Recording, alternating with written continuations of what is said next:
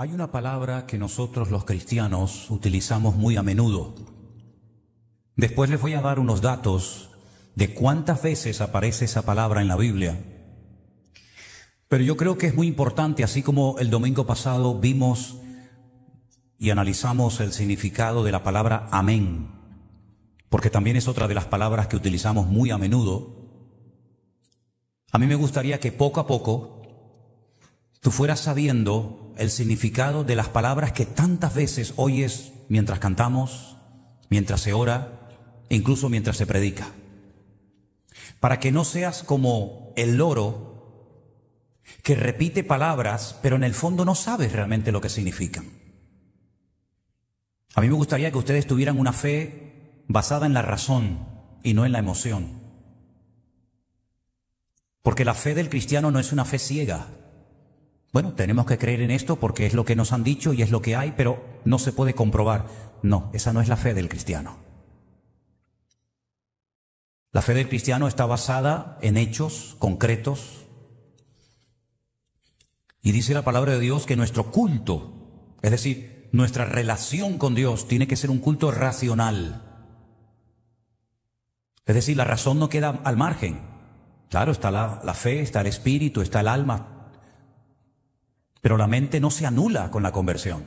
Al contrario, se potencia adecuadamente. Y la Biblia habla mucho acerca de la mente, del poder de la mente.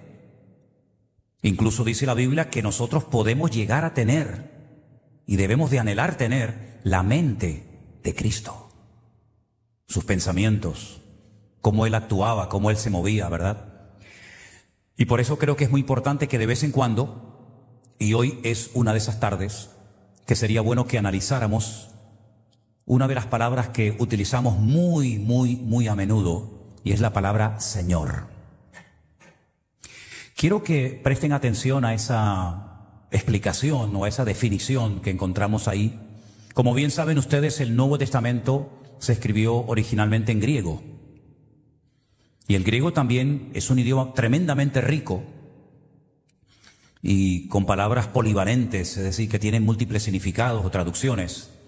Pero concretamente la palabra Kyrios, esta palabra griega, es la palabra que se traduce como Señor, pero Señor con mayúscula en nuestro idioma. Yo he dicho muchas veces que tanto en griego como en español el tema de las mayúsculas y de las minúsculas no existe. Pero en nuestro idioma es muy importante, ¿verdad? Porque cuando nos referimos al Señor, nos estamos refiriendo a Él, digamos, con mayúscula. Por lo tanto, Kyrios es la palabra que se utiliza para la palabra Señor, pero del Señor de nuestro Dios, para que nos entendamos. También se podría traducir como tutor, maestro. En la antigua Grecia era el tutor oficial legal de una mujer. ¿Por qué? Porque una mujer cualquiera, no importa la edad que tuviera, las mujeres en Grecia no tenían el privilegio de ser consideradas ciudadanas, era un privilegio única y exclusivamente de los hombres. Por lo tanto, como ellas no tenían este estatus de ciudadana, tenían que tener un tutor, un Kyrios, por supuesto un adulto, un hombre, pues no podían actuar de forma independiente ante cualquier contrato legal. El Kyrios, que tenía también un papel de responsable para una mujer soltera, sería en este caso su padre. Y en el caso que éste muriese, podría ser un hermano, un tío o un pariente cercano, pero siempre masculino. Cuando se casaba, este papel del Kyrios pasaba a su marido, y su marido era su señor. Y si se quedaba viuda, podía tener por Kyrios a su hermano o incluso hasta a su propio hijo. Uno de los versículos que a veces es muy mal interpretado, porque no se termina de entender lo que significa eso de señor, es cuando dice la Biblia que Sara llamaba a su marido Señor. Baal en hebreo. Baal significa Señor, que es diferente a la palabra que se utiliza para referirse al Señor nuestro Dios, que es Adonai. Pero Baal significa Señor, Baalí es mi Señor o mi marido, y por eso ella entendía que su marido era su Señor, pero no para pisarla, no para humillarla, sino porque era su autoridad. Como dice el Nuevo Testamento, su cabeza espiritual.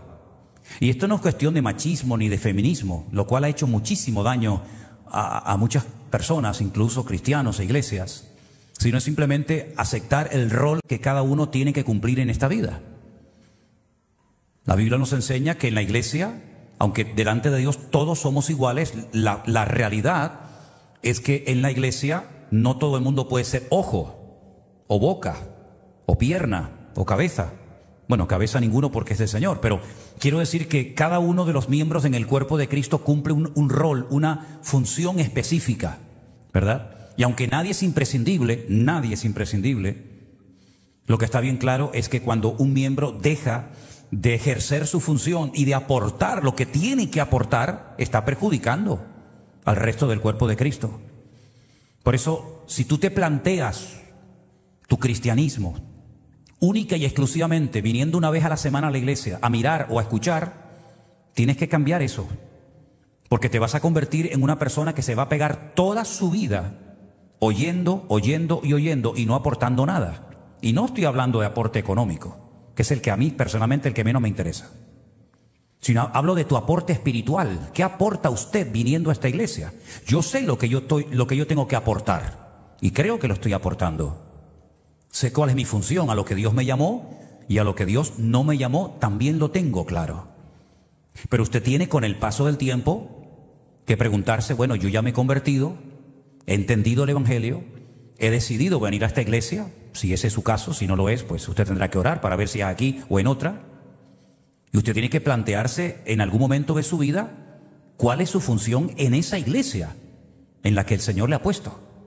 Porque simplemente como oidor, usted no va a terminar de desarrollar y de echar fuera, si me permiten la palabra, todo lo que usted tiene para aportar al cuerpo de Cristo.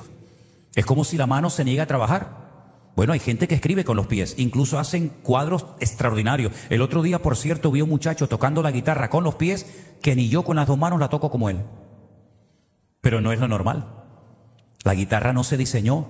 De hecho, la forma de guitarra tiene forma de mujer. Y no se tocaba en horizontal, sino en vertical, como si fuera un violonchelo. Y no tenía 6 cuerdas, eso lo hicieron los españoles. La guitarra es un instrumento de origen árabe que tenía 5 cuerdas y cuando vino a España los españoles le metieron una más, 6. ¿Verdad? Y se toca con la mano. Por lo tanto, usted tiene que saber cuál es su función dentro del cuerpo de Cristo. Ahora bien, para formar parte del cuerpo de Cristo hay un paso que es fundamental, insustituible, y es el de confesar, ahora hablaremos de eso, confesar públicamente que Jesús es el Señor. Y usted dice, eso es muy fácil, ¿no? Sí, pero no es, repita conmigo, Jesús es el Señor.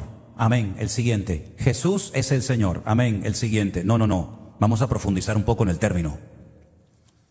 ¿A quién se le llamaba en la época del Imperio Romano Kyrios o Señor? Únicamente al César de Roma y a las divinidades que éste adoraba. Ese título no se le podía dar absolutamente a nadie. No había ningún sacerdote, ningún rabino, nadie en el mundo que pudiera osar atreverse a llamarse Kyrios, máxima autoridad, maestro, señor, sino, repito, era única y exclusivamente para el César de Roma, que en cierto sentido era como el dueño de todas las almas, el dueño de todas las personas. Fíjense hasta qué punto llegaba esta gente, en esa egolatría, en ese afán de querer ser adorado, admirado, etcétera, que hasta sus caras, sus rostros, las acuñaban en las monedas. Y ellos consideraban que toda moneda que llevara su cara, su rostro, era de él. Si no, es que yo tengo moneda, no, usted no tiene monedas. Esas monedas son mías porque tienen mi rostro. Y ese era el origen realmente. El propietario era el que acuñaba su rostro en la moneda. Y ellos eran los únicos que podían ser adorados, reverenciados con ese título de Kyrios. Ahora, la primera vez que se tradujo la Biblia a otro idioma fue en Alejandría. Un descendiente de los seleucidas, cuando se dividió el imperio de Grecia, uno de ellos decidió tener en esa biblioteca mundialmente conocida un ejemplar de las leyes de los judíos. Porque ellos se dieron cuenta de que las leyes de los hombres, de los gobiernos, cambiaban. Ahora se permitía una cosa, en la siguiente generación se prohibía. Eran leyes cambiantes. Pero ellos se dieron cuenta de que había un pueblo sobre la faz de la tierra que sus leyes siempre eran iguales. Da igual en la época en la que se leyeran o se estudiaran, las leyes de este pueblo por cierto diferente, siempre eran las mismas. Y ellos querían saber qué leyes eran esas y por qué eran leyes inmutables, que no caducaban, que no pasaban, digamos, a la posteridad, sino que se mantenían generación tras generación. Y eso fue el motivo por el cual mandaron a ir a Alejandría a más de 70. Pasa que se redondea el número, pero realmente eran más de 70 ancianos o sabios o intérpretes de la ley, y los metieron en 70 salas diferentes para que no se copiaran el uno al otro. Y después de un tiempo cada uno tenía que presentar la copia entera, la traducción entera de todo el Antiguo Testamento, desde Génesis hasta el último libro de la Biblia, que aunque en nuestra Biblia es el libro de Malaquías, en la Biblia en hebreo es Segunda de Crónicas, ¿vale? Ya lo expliqué en su día por qué. Y esa fue la primera vez que se tradujo la Biblia a otro idioma, al griego, y esa se conoce como la Biblia de la Septuaginta, que era la que utilizaban en la época de Jesús, porque ya muchos no sabían leer el hebreo y leían la Biblia en el griego. Y esa es la Biblia que utilizó Pablo, y esa es la Biblia que utilizaban muchos judíos de su época, porque era un idioma para ellos más accesible que incluso el propio idioma hebreo. Ahora bien, en esa traducción del Antiguo Testamento, les voy a poner unas cifras muy interesantes, aparece la palabra Kyrios, o Curios, como también se le llama. En todo el Antiguo Testamento esa palabra aparece 9,000 veces. 9,000 veces. 3,000 veces se traduce como la palabra Adonai, que significa Señor. Y las 6,000 veces restantes se traduce con el nombre de Dios. En nuestras Biblias ese nombre se ha traducido por Jehová. En las Biblias de origen católico, una versión católica, se traduce como Yahvé. En otras Biblias se traduce como el Eterno, ¿verdad? Ese es el famoso tetragramatón, el nombre impronunciable de Dios. Es decir, que cuando los judíos leían la Septuaginta, la traducción del hebreo al griego, y se encontraban con la palabra Kyrios, sabían que se refería al Señor, sabían que se refería al Dios creador, al Dios de Abraham, al Dios de Isaac, al Dios de Jacob, es decir, a su Dios. No era una palabra que se utilizaba para hablar de un rey o de un profeta, sino era una palabra, un término que se utilizaba única y exclusivamente para referirse a Dios. Amén, hermanos. Muy bien. Teniendo esto en cuenta, y después de haber dado esta pequeña introducción, ahora podemos entender la profundidad de lo que significa confesar a Cristo públicamente como el Señor, lo cual es fundamental que toda persona que quiere formar parte del reino de Dios tiene sí o sí que hacerlo. Romanos capítulo 10, por favor, versículo 9. Si confesares con tu boca que Jesús es el Kyrios, ya hemos explicado quién es el Kyrios. Si tú confiesas con tu boca que Jesús es el Adonai del Antiguo Testamento, el Yahvé del Antiguo Testamento, si tú confiesas que Él es ese y lo crees en tu corazón, que Dios le levantó de los muertos, serás salvo. Quiero que leamos este versículo todos juntos, por favor, en alta voz. Y los que están en casa también lo pueden hacer con nosotros. Si confesares con tu boca que Jesús es el Señor y creyeres en tu corazón que Dios le levantó de los muertos, serás salvo. No es simplemente venir a la iglesia. Hay gente que viene a la iglesia y no son salvos.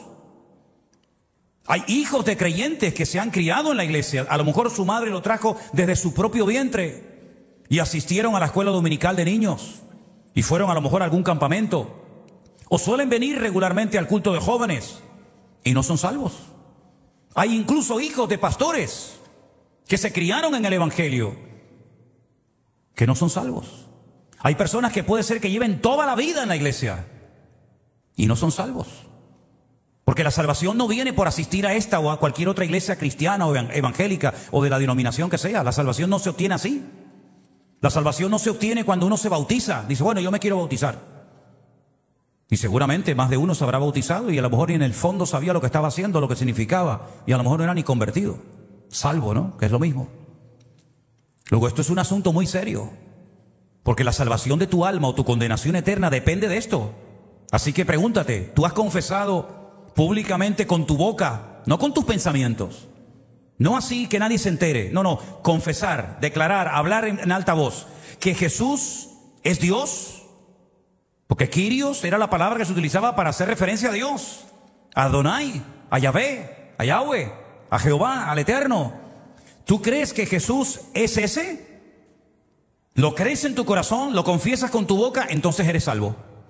Si no lo crees y si no lo confiesas, tú no eres salvo. Eres simpatizante. Y hay gente que viene a la iglesia porque a lo mejor ven un buen ambiente, ¿no? Para los hijos, o dice, bueno, vámonos a la iglesia. Pero que usted no tiene que venir a la iglesia de excursión. Usted no tiene que venir aquí a la iglesia para verme a mí. Usted no tiene que venir a la iglesia porque quiere un ambiente sano para sus hijos o para usted o para su matrimonio. Y entonces, bueno, aquí como hay un ambiente sano y buena gente. No, pero es que la iglesia no se creó para eso. La iglesia no es un club. La iglesia no es una sociedad donde venimos una serie de socios que nos llevamos bien, nos conocemos, ¿verdad? Hacemos alguna comilona de vez en cuando, hacemos alguna excursión, un partido de fútbol, jugamos o nos entretenemos, cantamos algunas canciones. No, es que la iglesia no es eso. Para eso están otras asociaciones. Por ahí está, creo que la Casa de Venezuela, la Casa de Galicia, ¿verdad? Pero la iglesia no se creó para eso. La iglesia es un hospital. Sí. Un hospital donde viene la gente con el COVID del alma. El COVID del alma que mata igual que el COVID el otro. La iglesia se creó para cambiar. En la iglesia a veces se tiene que llorar más de lo que se tiene que reír. Y yo a veces he visto culto, no soy muy partidario de eso, ni veo muchas de esas cosas, porque no tengo tiempo para perder el tiempo en eso, pero a veces veo iglesias que parecen circos, donde la gente va a reírse. Y la iglesia muchas veces lo que se tiene que llorar más. Reír también, pero si el objetivo de la iglesia es pasarlo bien y pasar una tarde entretenida y reírme y decir, ay, qué bien, traje a mis amigos y salieron contentos, yo me preguntaría mucho si eso es una iglesia o vete tú a saber lo que eso es. Confesar a Jesús como la máxima autoridad. Confesar a Jesús como mi Señor, como mi cabeza. Mi salvación depende de eso. Hay otro versículo muy interesante en Filipenses capítulo 2, del 9 en adelante. Hace referencia a esto que estamos hablando. Por lo cual Dios también le exaltó hasta lo sumo. Está hablando acerca de la humillación y exaltación de Cristo. Y dice que como Él se humilló y se hizo obediente hasta la muerte y muerte de cruz, el Padre, el Dios lo exaltó, lo elevó hasta lo sumo y le dio un nombre que es sobre todo nombre, para que en el nombre de Jesús, de Yeshua, toda rodilla se doble de los que están en los cielos, en la tierra y debajo de la tierra, que también hay gente allí. Y toda lengua confiese que Jesucristo es el Kyrios, el Señor, para gloria de Dios Padre. Los dos versículos, si se dan cuenta, van en una misma línea. Una va dirigida a los romanos, otra a los hermanos de la iglesia de Filipo, los filipenses, pero apuntan en una misma dirección. Confesar públicamente que Jesús es el Señor. ¿Saben cuántos hermanos nuestros en los primeros siglos de la era cristiana murieron por decir esto? Porque a nadie se le podía llamar Kyrios, Señor, sino al César. Y ellos decían, no, César no es Kyrios, César no es nuestro Señor es Jesucristo. ¿Saben cuántos murieron por confesar que Cristo era el Señor y por no querer admitir y reconocer públicamente que el César no era el Señor de sus vidas? Miles de hermanos nuestros murieron por eso. Que algunos a lo mejor se toman tan a la ligera. Bueno, tampoco es tan importante eso de confesar a Cristo, ¿no? ¿Que no es importante? Mire, le voy a hacer un pequeño recorrido por algunos pasajes de la Biblia para que usted se dé cuenta lo importante que es confesar a Cristo. Su salvación depende de si usted hace o no en vida esta confesión antes de que usted se muera. Su salvación depende de eso, no de cuánto dinero usted tiene, que a mí no me interesa si tiene mucho o poco, de cuántos títulos universitarios usted haya conseguido a lo largo de su vida, de cuánta experiencia tenga. Eso no sirve para nada. Delante de Dios no sirve para nada. Todo su currículum, de lo cual usted tal vez presume y lo presenta en las empresas para que lo reconozcan delante de Dios, eso es basura, no vale para nada. Créame, no vale para nada. Yo he utilizado la palabra basura por ser diplomático, pero si utilizara la palabra bíblica, saldrían todos corriendo escandalizados. Porque el hebreo es un idioma muy claro, muy directo y muy contundente, y la palabra es fortísima, que yo no la voy a pronunciar. El mismo apóstol Pablo dice que para él su currículum, fariseo de fariseos, escriba, doctor de la ley, maestro de maestro, de la tribu de Benjamín, dice, para él todo eso es basura. Pero estudie la Biblia antigua, la primera que se escribió en español, para que vea qué palabra aparece, y se va a quedar escandalizado. Pero que es la verdadera, la que tiene que ponerse, pero muy fuerte. Así que su salvación depende de si confiesa o no, hoy o a lo largo de su vida, que Cristo es el Señor. Pero fíjese, no solamente en esta vida es importante confesar a Jesús, sino que en Mateo 10:32, palabras de Cristo, preste atención porque son muy interesantes. Jesús dijo, a cualquiera pues que me confiese delante de los hombres, ¿qué va a pasar? Yo también le confesaré delante de mi Padre que está en los cielos. Esto es muy fácil, ponga el versículo al revés, por si no lo entienda derecho. A cualquiera que no me confesare delante de los hombres, yo también le negaré o no le confesaré delante de mi Padre que está en los cielos. Eso quiere decir que algún día usted y yo y todos los seres humanos nos tendremos que presentar delante de la presencia de Dios. ¿Cuántos lo creen? No, es que yo no creo en eso. Da igual. Aunque usted no crea, es lo que hay.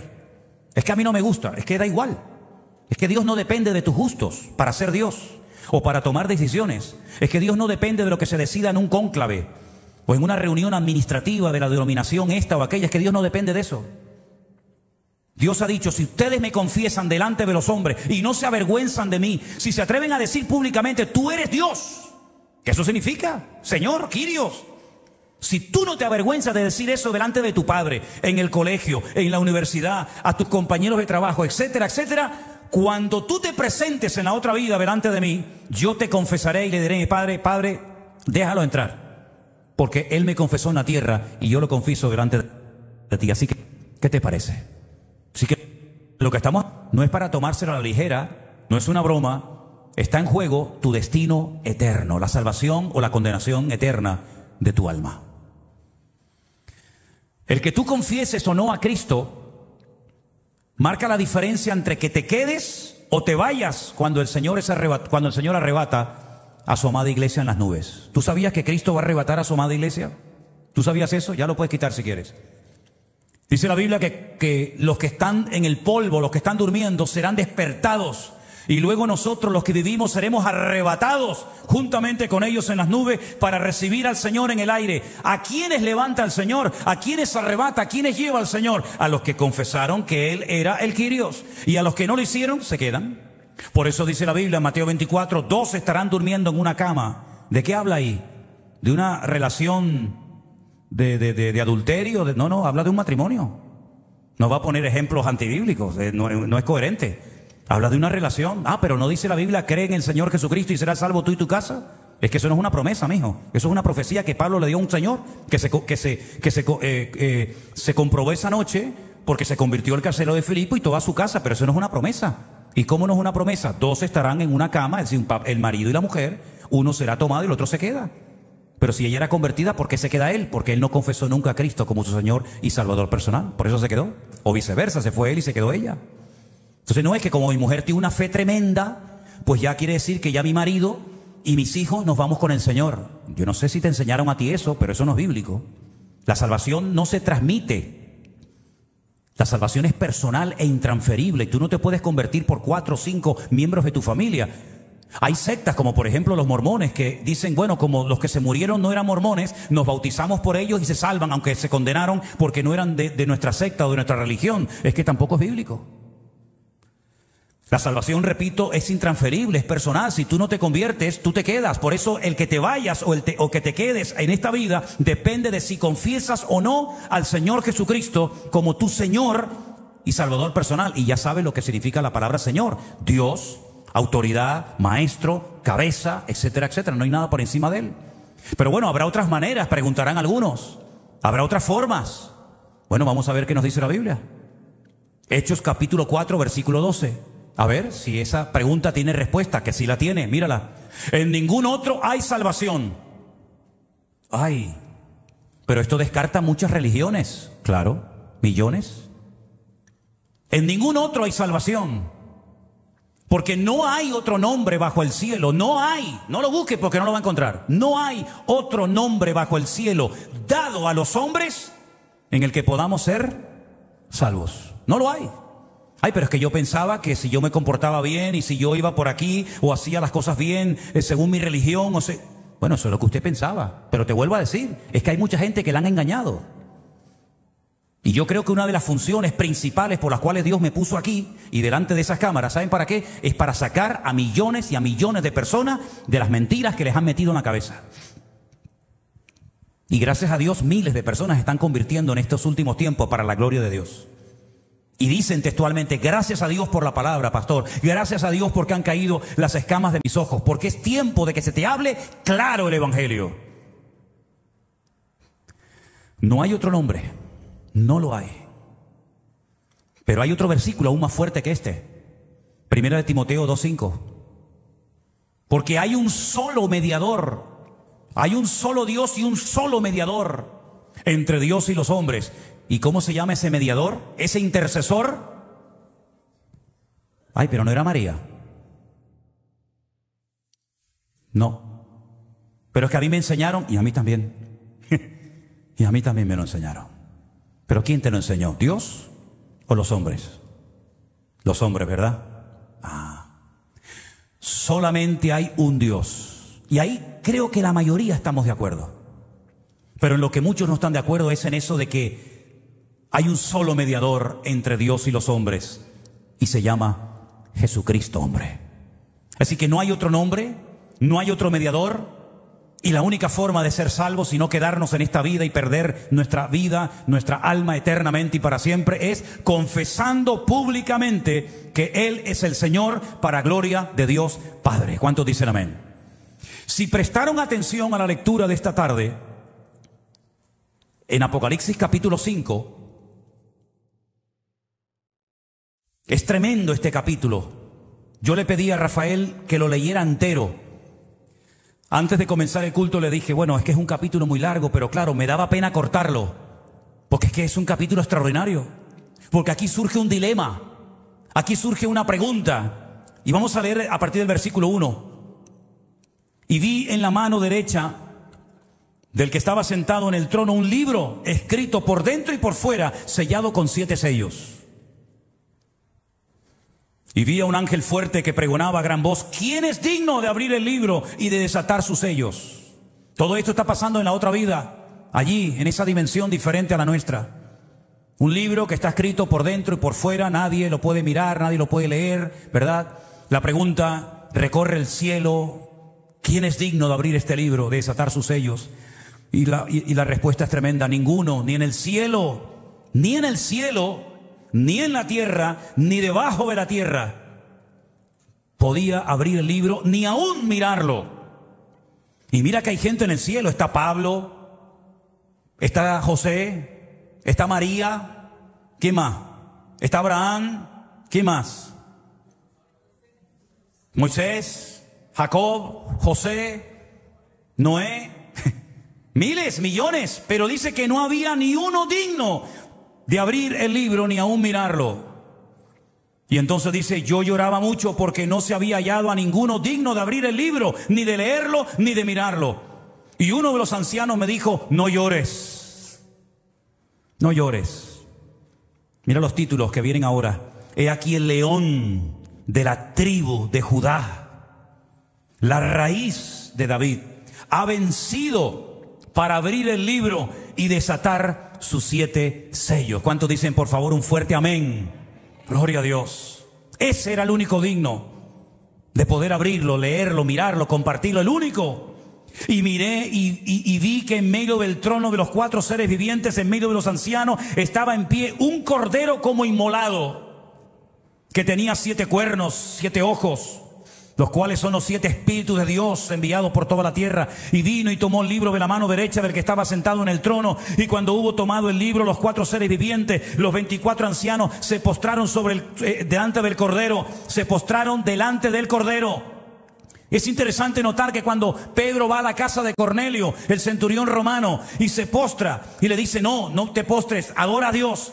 Pero ahora el Cordero, ¿quién es el Cordero? El Mesías, el Señor Jesucristo. Se postran delante de Él los 4 seres vivientes, los 24 ancianos. ¿Quiénes son estos 24 ancianos? Pues 12 representantes de cada una de las tribus de Israel y los 12 apóstoles del Cordero, en total 24. Todos se postran delante de Él.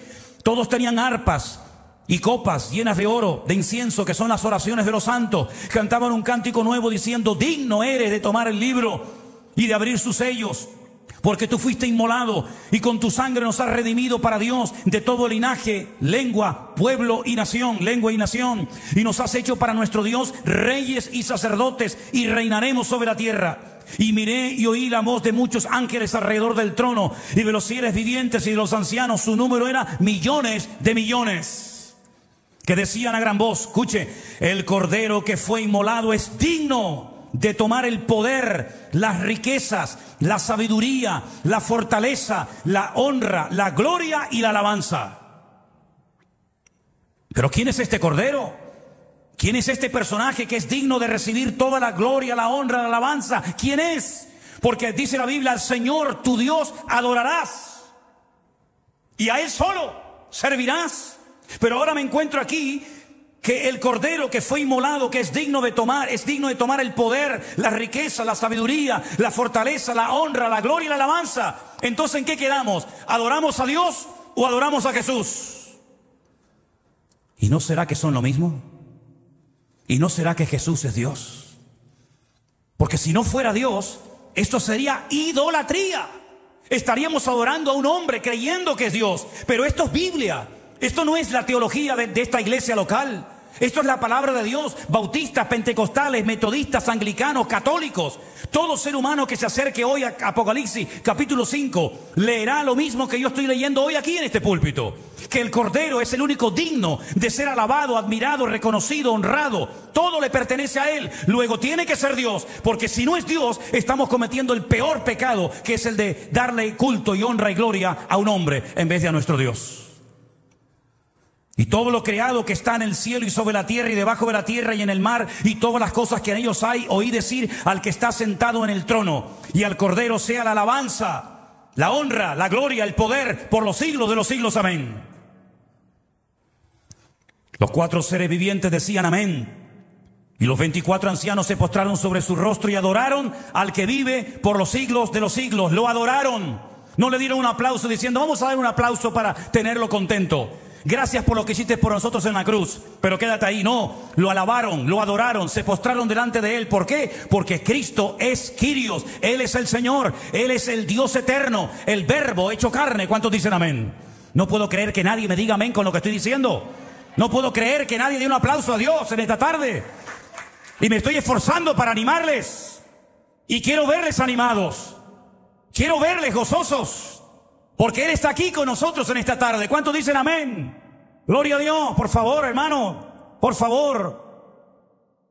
Que no hemos venido aquí con cara triste, no hemos venido a un funeral. Yo he venido a adorar a mi Dios, al que me cambió, al que me sanó y al que me echó los demonios que tenía en el cuerpo. Él está aquí conmigo en esta tarde. Él está aquí en esta iglesia con nosotros. Y no nos cueste nunca decir amén. No nos cueste nunca decir gloria a Dios. Es que yo me convertí en una iglesia, hermano. Yo me crié en una denominación que eso de dar aplauso y de decir gloria a Dios no se hacía, no era normal. Pues vaya acostumbrándose, mijo. Vaya acostumbrándose.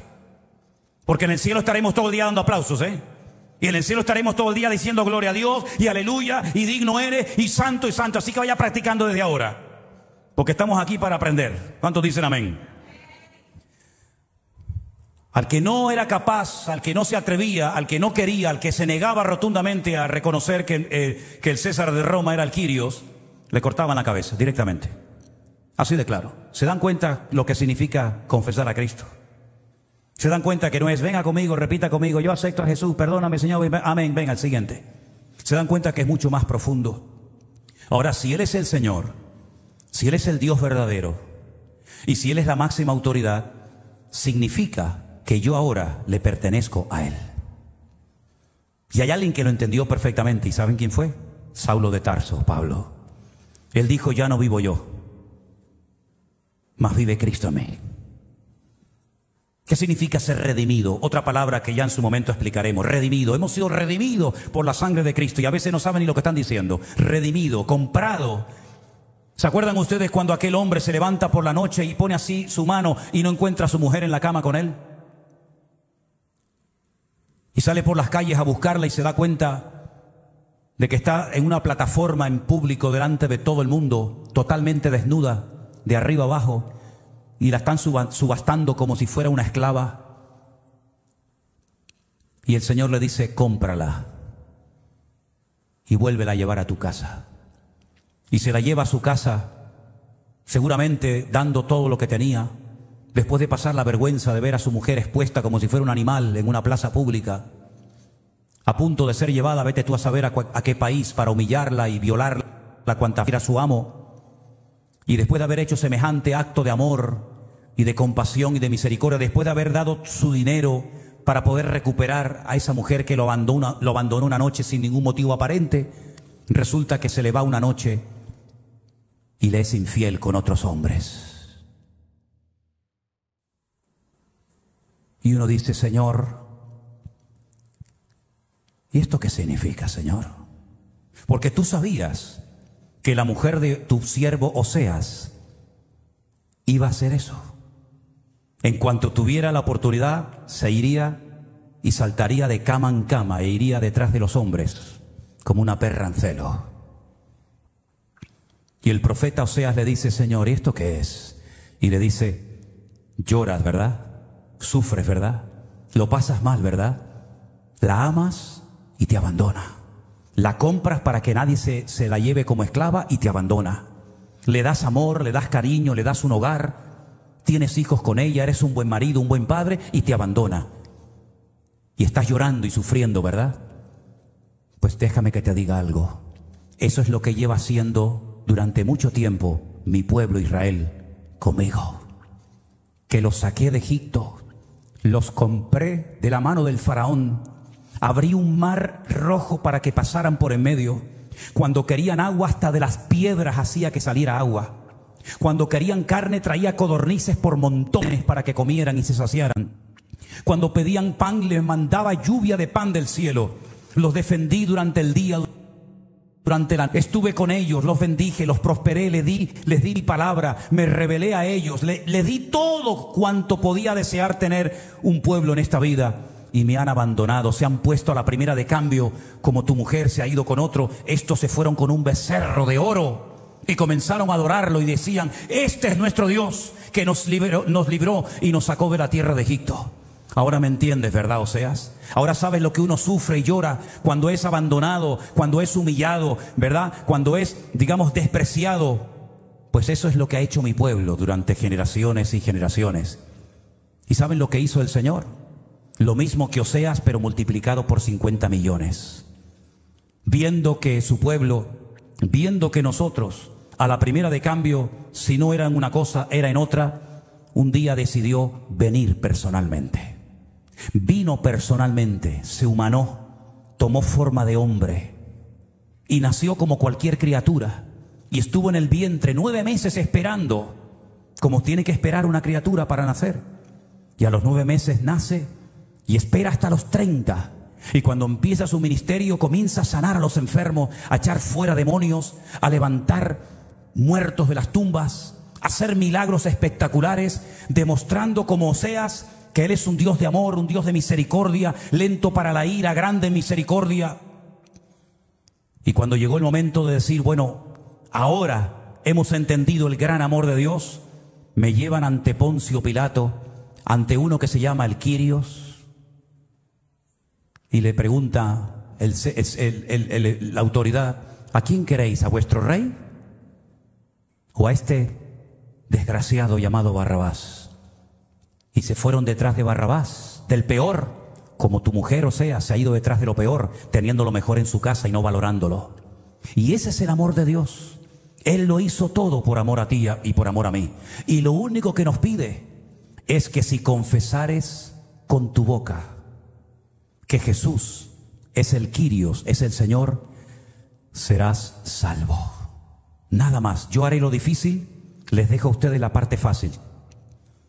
Mi pregunta es, en esta tarde, ¿estamos dispuestos, todos los que estamos aquí y todos los que están en casa, estamos dispuestos a confesar, no solamente a creer en el corazón, sino a confesar con nuestros labios, con nuestra boca, que Jesús es el Señor? ¿Estamos dispuestos? Esa es la diferencia entre salvación y nación. Dios, cuando lleguemos a su presencia, no te va a preguntar: ¿cuántas veces fuiste a la iglesia? ¿Pagaste los diezmos? ¿Te hiciste miembro? ¿Cantaste alguna vez en la plataforma? ¿Compartiste la palabra? ¿Cantabas bien? ¿Predicabas bien? Él no te va a preguntar nada de eso. ¿A qué denominación pertenecías mientras estuviste en la tierra? Él no te va a preguntar nada de eso. Él solamente va a querer saber si tú te atreviste a confesarle públicamente delante de los hombres como tu Señor y tu Salvador. Y entonces, y solamente entonces, podrás pasar de muerte a vida. Cierra tus ojos en esta tarde ahí donde estás.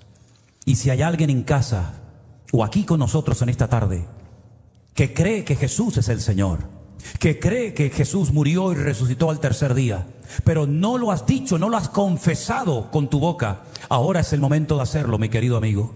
Ahora es el momento de decir: yo confieso que Jesús, Yeshua, el Mesías, es el Kyrios, es el Señor, es la máxima autoridad, es Dios, y yo me entrego a Dios, porque al Señor, a Dios adorarás y a Él solo servirás. Y confesamos en esta tarde con nuestra boca: tú eres el Señor, tú serás mi Señor, mi autoridad, mi cabeza, me someto a ti. Hay gente que no se quiere someter a nada ni a nadie, pero sométanse a Dios, porque sometiéndote a Dios seréis libres. Sometiéndote a Dios serás salvo. Sometiéndote a Dios serás feliz y tendrás lleno tu corazón y nunca más te sentirás vacío, ni desorientado, ni con una insatisfacción constante y permanente. Si confiesas hoy que Jesús es el Señor, podrás pasar de muerte a vida y todos tus pecados serán perdonados y serás parte de la familia, de la gran familia y maravillosa familia de Dios. Él te protegerá, Él te cuidará, Él estará contigo todos los días hasta el fin del mundo. Pero haz hoy esta sabia decisión. Confiésalo, confiésalo ahora. Di ahí donde estás: confieso que Jesús es el Señor. Confieso que tú eres mi autoridad. No hay rey, no hay gobernante, no hay hombre, no hay nadie digno como tú, Señor. María no pudo abrir aquel libro, ni San Pablo, ni Moisés, ni Daniel, ni Abraham. Solamente hay uno digno de abrir y de desatar aquel libro, y es el Cordero de Dios que quita el pecado del mundo, el león de la tribu de Judá, la raíz de David, el Verbo hecho carne. Eso es entender el Evangelio. Eso es entender la palabra. Eso es entender el plan eterno de la redención de Dios para la humanidad. Confesar que Cristo es el Señor. Y ese es el motivo por el cual todavía Él no ha venido. No porque retarde su promesa, según algunos la tienen por tardanza, sino que es paciente, paciente contigo, para que digas hoy conmigo: Cristo es el Señor. Cristo es mi Señor y mi Salvador. Es